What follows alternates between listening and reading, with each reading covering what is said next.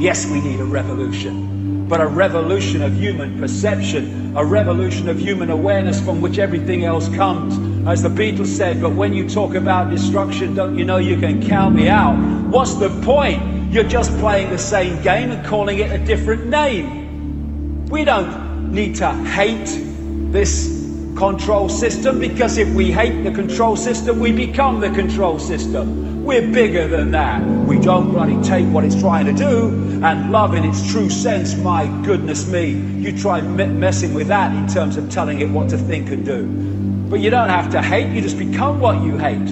It eats you away, it's a cancer. What we need to do is realize what freedom is and realize who we are, and then we might have a chance of bringing this to an end. What they're terrified of is not protest, but in us coming together, no matter what race, no matter what religion or no religion, no matter what income bracket, and healing the fault lines, the manufactured fault lines of divide and rule. That's what they're terrified of, because they have to divide and rule us, because together it's a fly on an elephant's back that we're dealing with here.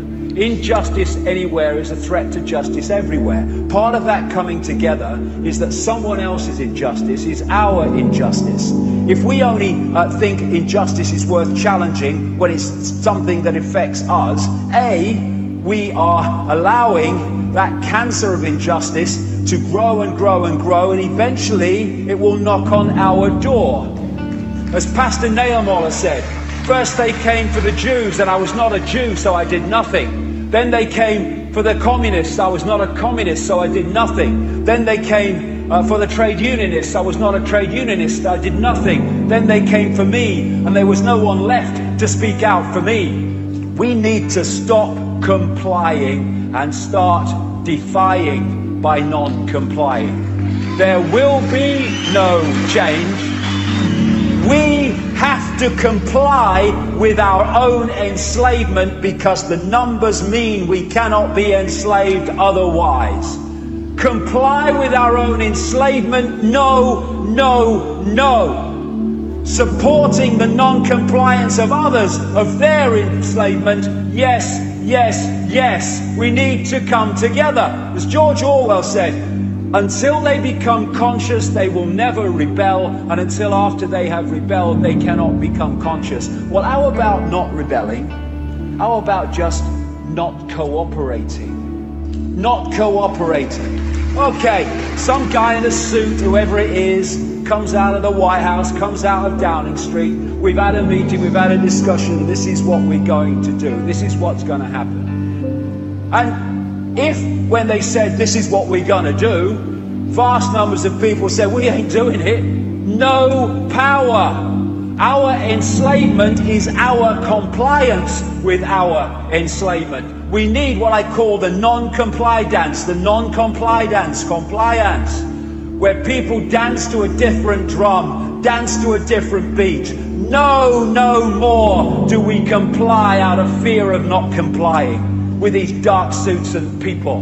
We stop complying, but we stop complying with a smile on our face and a heart that's open, not in anger, not in bitterness, but in steely, we are not having it. So we hold our vibration and don't get pulled into theirs. Awaken. Remember who you are. We are all one. All one consciousness. Freedom is being yourself without permission. People think, oh, we're all one. Oh, we're all the same then. I'm oneness and I'm oneness and I'm oneness. That's not it.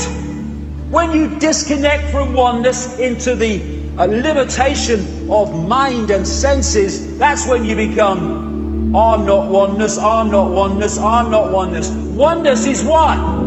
It is the celebration that we're all expressions of all possibility, celebrating spontaneity, celebrating creativity, celebrating uniqueness is to celebrate the oneness of everything, which is just all possibility under another name. It takes nothing to join the crowd, it takes everything to stand alone. And we're not more and more standing alone, because there is a great awakening going on. The only way this world is going to change, this reality is going to change, is when there is a consciousness shift, an expansion of consciousness beyond time and space, beyond the bounds of time and space. And there is the gateway to that this system wants to shut.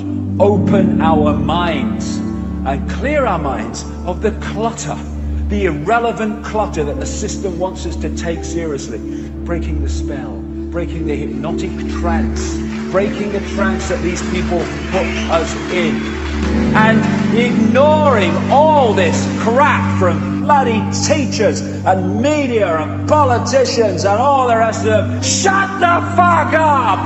Okay? I am infinite consciousness. I will decide my reality.